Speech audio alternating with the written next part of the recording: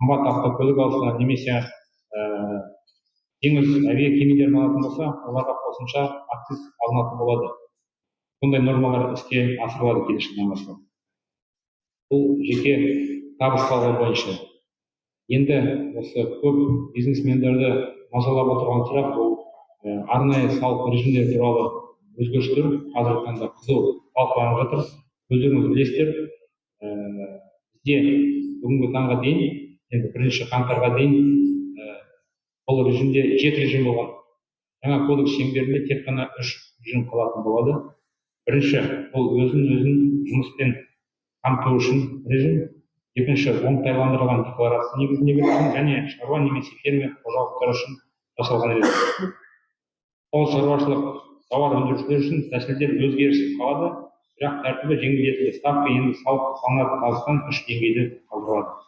Өзін жұмыспен қамтамасыз ету үшін жеке кәсіпкер ретінде тіркелу талап етілмейді. Бұл енді курьерлер болсын, такси жеке кәсіпкер ретінде тіркемеуге де болады. Сондай нормалар енгіздік.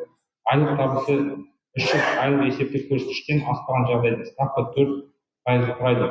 Ол кезде мысалы енді жылдық табысы 15 миллионнан аспаса, бұл режимде жұмыс жасай алады. Айлық мысалы 1 300 000 егер табыс болса, жеке кәсіпкер ретінде тіркелмей, платформа арқылы өзінің міндеттемесін орындайды, немесе мобильдік приложение арқылы, қосымша арқылы өзінің міндеттемесін орындайды.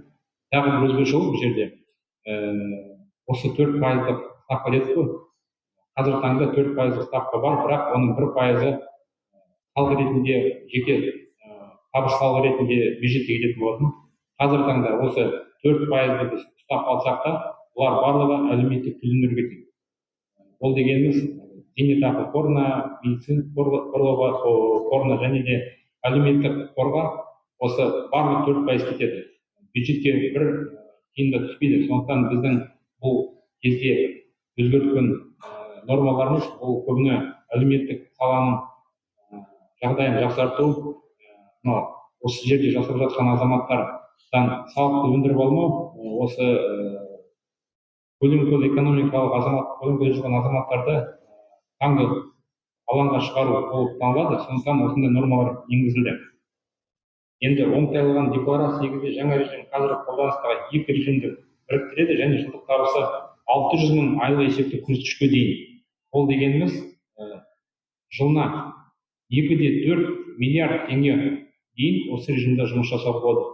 Енді қарапайым сөзбен айтқанда, упрощенный декларация мен розничный налог дедік қой. Сол 2 режимді қосып, қазір осындай оңтайландырылған декларация режимін енгізіп отырмыз.